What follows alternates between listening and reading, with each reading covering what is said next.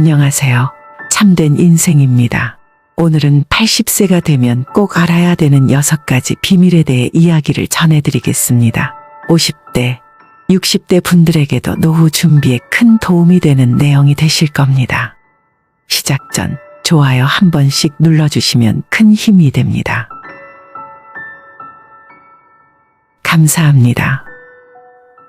그럼 시작하겠습니다. 우리는 평균 수명이 늘어나면서 인생 100년 시대에 접어들었지만 건강 수명이 늘지 않는다면 오래 살기보다는 건강하게 살기가 더욱 중요해진 것이 사실입니다. 많은 사람들은 노년에 대한 생각과 기대 그리고 걱정이 가득합니다. 퇴직이 다가오는 시기에는 자연스럽게 내가 현재의 삶을 유지할 수 있을지에 대한 걱정이 높아지고 80을 맞이하신 분들은 더불어 계속해서 건강하게 살고 싶은 욕망도 크게 자라게 되죠. 퇴직을 앞두고 나의 재무 상태, 건강 상태, 가족과의 관계 등을 돌아보면서 내가 이후의 노후를 어떻게 준비할지에 대한 계획을 세우는 시간이 바로 이때입니다. 또한 여러분의 나이가 이미 80세에 이르렀다면 나머지 여생을 어떻게 사는 게 바람직할까요? 무엇보다도 건강이 가장 중요하다는 생각이 지배적일 것입니다.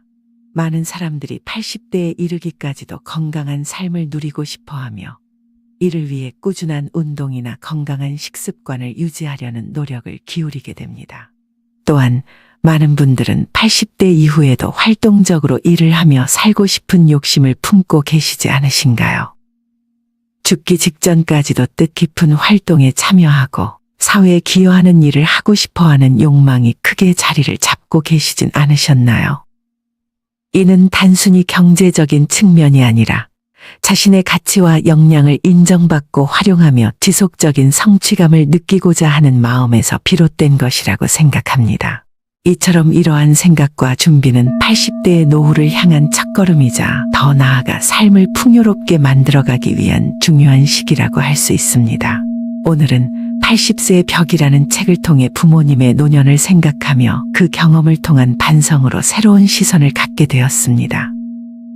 저희 부모님도 곧 80대를 맞이하시는데 이 책은 일상에서 우리가 일반적으로 가지고 있는 상식을 뒤집는 내용과 함께 노후를 준비하는 데 큰 도움이 될 것으로 생각합니다.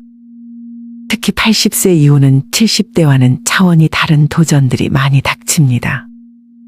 어제까지는 할 수 있었던 일이 오늘은 갑자기 안 되는 순간들이 빈번하게 찾아옵니다. 컨디션 난조를 겪는 일도 증가하죠. 치매에 대한 두려움으로 자신감을 잃기도 합니다. 가까운 이의 죽음을 경험하면 생명의 물결이 거대한 벽처럼 몰려오는 듯한 순간들이 찾아옵니다. 이렇게 80세의 거대한 벽을 넘지 못하면 노년은 말 그대로 지옥이 됩니다. 하지만 그 벽을 잘 넘게 된다면 행복한 20년의 노후가 펼쳐질 수 있다는 것이 이 책에 전하고 싶은 메시지입니다. 그럼 80세의 벽을 잘 넘는 방법을 이 책의 지혜와 각종 연구 결과를 바탕으로 6가지로 나누어 소개해드리겠습니다. 이 방법들을 통해 행복한 노후를 위한 참된 인생을 준비해보셨으면 합니다. 첫째, 자식보다 배우자가 훨씬 낫다. 어떠한 자식보다 내 배우자가 훨씬 나을 수 있습니다. 또한 나이가 들면서 삶을 함께하고 싶은 이가 생긴다면 그 선택이 행복의 문을 열어줄 수 있습니다. 그러나 재산이 있는 부모라면 자녀들의 반대에 부딪혀야 할 때도 있고 재산이 부족하다면 자녀들의 축복이 있는 경우도 있습니다. 이처럼 상황에 따라 자녀들의 의견은 다르게 나타납니다. 재산이 풍부하면 어쨌든 상대방의 목적은 재산이기 때문에 자신에게 돌아올 유산의 분배에 대한 반대가 생길 수 있습니다. 하지만 재산이 부족하다면 따뜻한 인연을 맺어서 행복한 노후를 보낼 수 있을 것입니다. 그럼에도 머릿속 어딘가에는 부모님의 돌봄을 기대하는 마음도 있습니다. 70대 전반까지는 재원 이사를 고려하는 경우가 많아져 자녀들의 반대에 굴하지 않는 경우도 많습니다. 그러나 80대가 되면 자녀들의 반대에 쉽게 꺾이는 경우도 늘어나게 됩니다.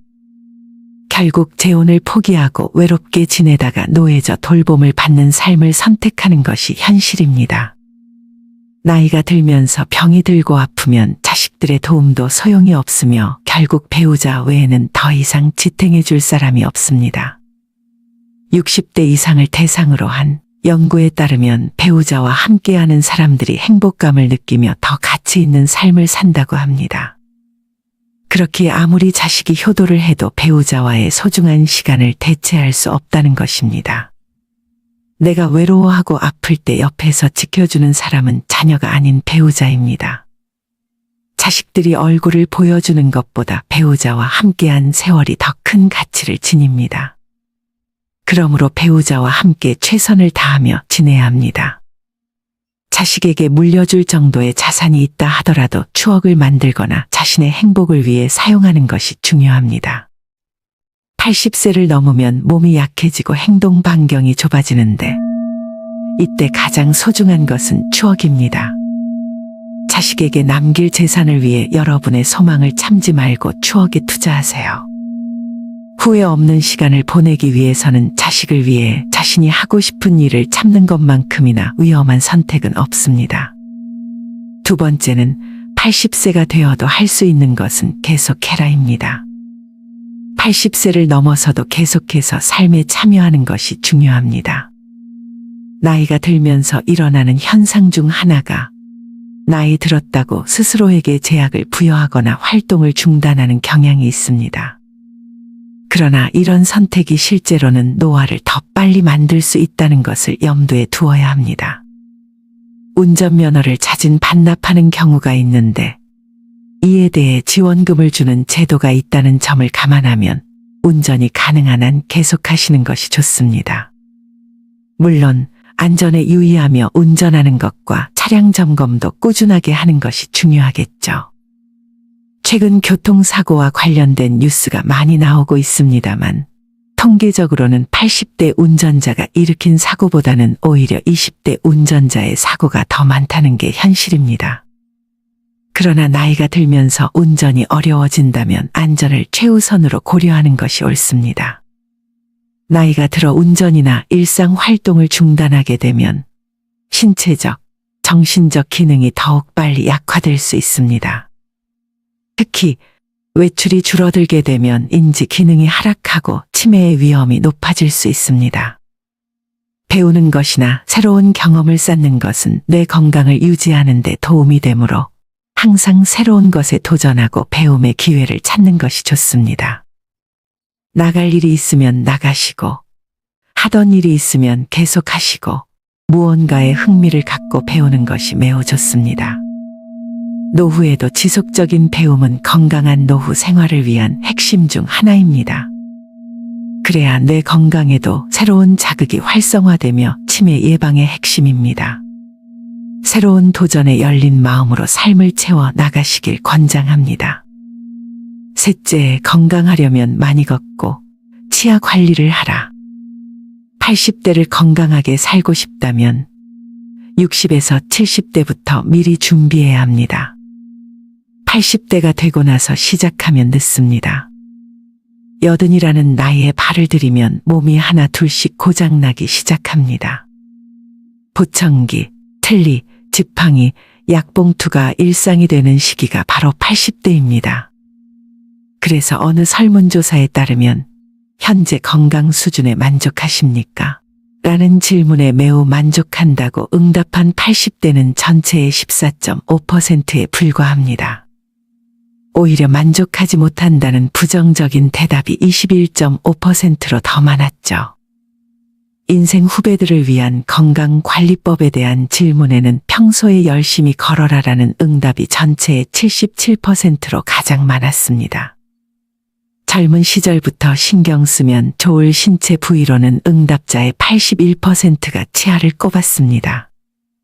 그 다음으로는 허리, 하반신, 눈, 머리 두 발 순이었습니다.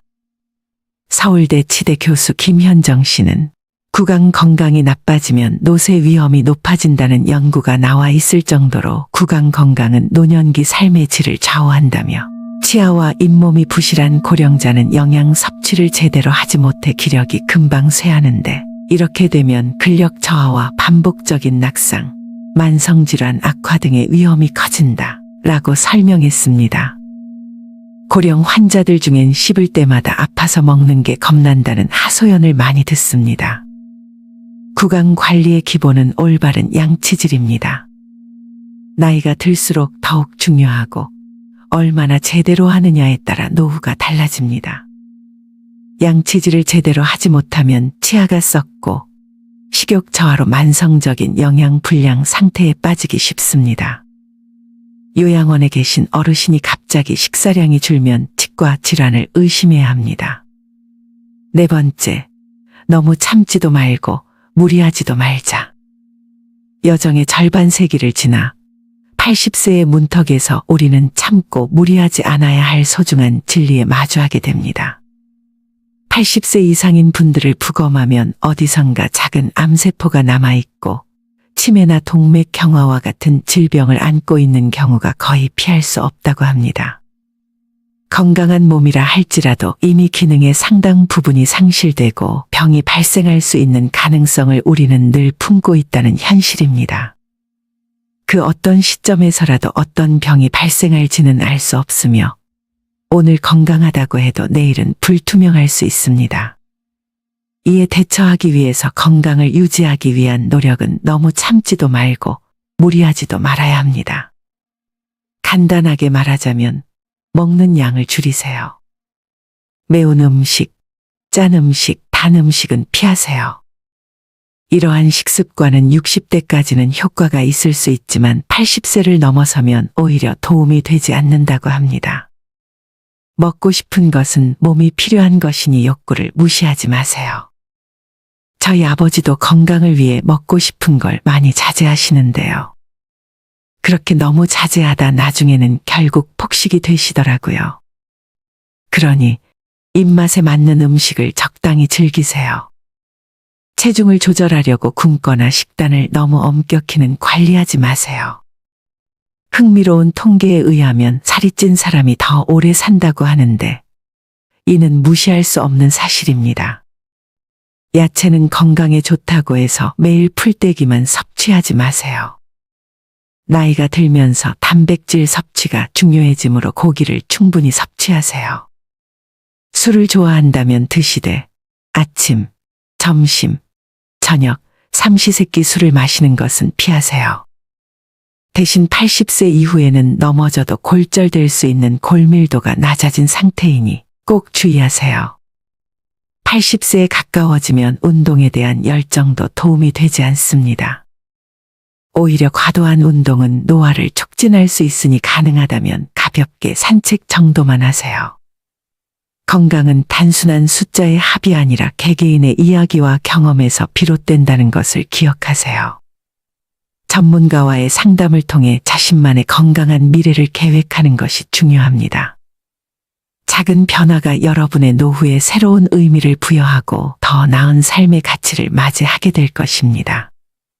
넷째, 자신과 가장 잘 맞는 의사를 찾자. 자신과 잘 맞는 전문 의사를 찾는 것은 80세의 벽을 넘기 위한 핵심입니다.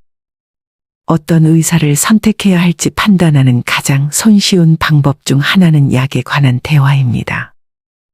약은 본래 몸 상태를 개선하는 데 목적이 있으므로 처방받은 약을 먹고 몸이 좋아진다면 이는 좋은 의사의 지표입니다. 좋은 의사는 환자의 의견을 존중하며 환자가 몸 상태를 어떻게 느끼는지를 고려합니다. 교과서적인 수치와 검사 결과만을 믿지 않고 환자의 실제 경험과 느낌을 주시하는 의사일수록 신뢰할 만합니다. 의사가 환자를 섬기는 자세도 중요합니다. 환자의 이야기를 정확히 듣고 이해하는 의사는 환자에게 신뢰감을 주며 의사와 환자 간의 소통을 원활하게 합니다. 좋은 의사는 환자의 질문에 성의껏 답하고 환자가 이해하기 쉽도록 친절하게 설명해 줍니다. 환자와 의사는 투병과 치유의 동반자로서 함께 나아가야 할 길에 발을 맞추어야 합니다. 그러므로 의사의 자세가 상호 간의 신뢰와 협력을 기반으로 해야 합니다. 80세를 넘기면서 의사를 선택할 때는 나만의 노후 계획과 이를 이해해주고 지원해줄 의사를 찾아야 합니다. 상황에 따라 다양한 선택지가 필요하고 의사는 환자가 더 나은 노후를 계획하고 살아갈 수 있도록 도와야 합니다. 나와 맞지 않는 의사를 만나면 진료 중 불편함을 느낄 수 있으며 그렇게 되면 의사와의 소통이 원활하지 않아 지치고 힘들 수 있습니다. 이러한 이유로 조금 더 젊은 시기에 나만의 명의를 찾아볼 필요가 있습니다. 50대, 60대에 해당하는 시기에 병원을 찾아다니면서 의사와의 궁합을 테스트하는 것이 중요합니다. 나만의 몸과 노후를 생각하며 의사를 선택하는 것이 행운의 시작입니다. 5번째 방법은 최소한의 약을 복용하라입니다. 나이가 들수록 각 부위에서 느껴지는 불편함이 늘어납니다. 그러다 보면 여러 전문과에서 진료를 받게 되는데 각 과에서 처방받은 약들을 복용하다 보면 많은 양의 약을 복용해야 하는 상황이 발생할 수 있습니다. 예를 들어 혈압이 높다면 순환기 내과에서 혈압 강화제를, 혈당치가 높다면 내분비 내과에서 다른 약을 처방받게 됩니다. 이러한 중복 약 복용은 위장약 등이 함께 복용될 경우 위험성이 커집니다. 이로 인해 장염이나 폐렴과 같은 문제가 발생할 수 있습니다. 특히 고령자일수록 많은 약을 함께 복용하면 문제가 발생할 확률이 높아집니다. 모든 약을 그만 먹을 수는 없겠지만 필요한 약들만 최소한으로 복용하는 것이 중요합니다. 약의 사용은 필요할 때 필요한 약만큼만 하는 것이 올바른 사용 방법입니다. 머리가 아프면 두통약을, 위가 아프면 위장약을 필요할 때만 복용하는 것이 중요합니다. 모든 약이 오래 살기 위한 필수 조건은 아니며 오히려 과도한 약 복용은 독이 될 수 있음을 명심해야 합니다. 또한 많은 분들이 잘 모르고 계시는 것이 영양제는 약이 아닌 보조식품입니다. 건강기능식품인 것입니다. 영양제를 장기간 복용하는 것이 정말 효과가 있는지에 대해 의학계에서도 확실히 파악된 결과가 없다는 사실을 꼭 명심하시길 바랍니다. 마지막 6번째, 건강검진을 받지 말자. 80세의 문이 다가올 때 건강검진은 앞으로의 여정을 설계하는 첫걸음이 될 수 있습니다. 건강검진에 대한 접근은 개인의 상황과 의사 결정에 따라 다를 수 있습니다. 그러나 단순한 숫자와 측정 지표만으로 건강을 평가하는 것은 지나치게 간단한 관점입니다. 검진 결과가 비정상적으로 나왔다고 해서 즉각적인 의료 조치를 취해야 할 필요는 없을지 심사숙고해야 합니다. 80대의 암 진단을 받은 경우 수술로 즉각적인 해결을 선택하는 경우가 많습니다. 그러나 수술 후에도 이전의 정상적인 생활을 유지하는 것이 어려운 경우가 많습니다. 몸 상태가 수술을 견딜 만큼 건강하지 않은 상태에서 수술을 하게 되면 암세포는 없앴더라도 건강이 악화되어 누워 지내게 되는 경우가 발생할 수 있습니다. 우리의 몸은 각자의 독특한 특성과 생리학, 환경적 영향, 연령에 따라 다양성을 지닙니다. 건강검진에서 나온 정상과 비정상 수치는 단순한 평균치를 기반으로 판단된 것이 아니라 우리 개개인의 특성을 반영한 것입니다. 이제는 이러한 숫자의 함정을 뛰어넘어 각자의 건강한 삶의 이야기를 주의 깊게 듣는 시기가 왔습니다. 건강 전문가와의 상담을 통해 비정상적인 결과가 나왔다고 해서 즉각적인 조치를 취하기보다는 개개인의 건강한 미래를 위한 계획을 심도 있게 논의하는 것이 중요합니다. 수치와 검사 결과는 우리의 건강의 전부를 단순히 반영하는 것이 아닙니다. 이는 우리의 노년을 더 풍요롭게 만들기 위한 작은 조각으로 이러한 작은 차이가 우리의 노화에 새로운 의미를 부여하고 더 나은 가치의 노후를 만들게 될 것입니다. 80세의 벽을 넘어서는 방법 6가지를 함께 살펴봤습니다. 그러나 80세가 되면 더 이상 가리지 말고 자유롭게 살아가는 것이 중요합니다. 하고 싶은 일은 당당히, 먹고 싶은 건 맛있게, 마음이 원하는 대로, 몸도 가는 대로 자유롭게 살아가는 것이 건강하고 행복한 노후를 만드는 비결입니다. 두려워하지 마시고 하루하루 새로운 도전을 즐기셨으면 합니다. 삶의 여정은 끊임없는 자아 성찰이며 존재의 의미를 찾는 과정입니다. 이 영상을 시청하시는 모든 분들의 건강과 행복한 삶, 그리고 참된 인생을 바라며 이상으로 마치겠습니다. 더 나은 내일을 향한 여정에서 함께 해주셔서 감사합니다. 앞으로도 더 좋은 영상으로 찾아뵐 테니 구독과 좋아요, 알림 설정은 더 나은 영상 제작을 위한 큰 힘이 됩니다. 꼭 한 번씩 부탁드립니다. 감사합니다.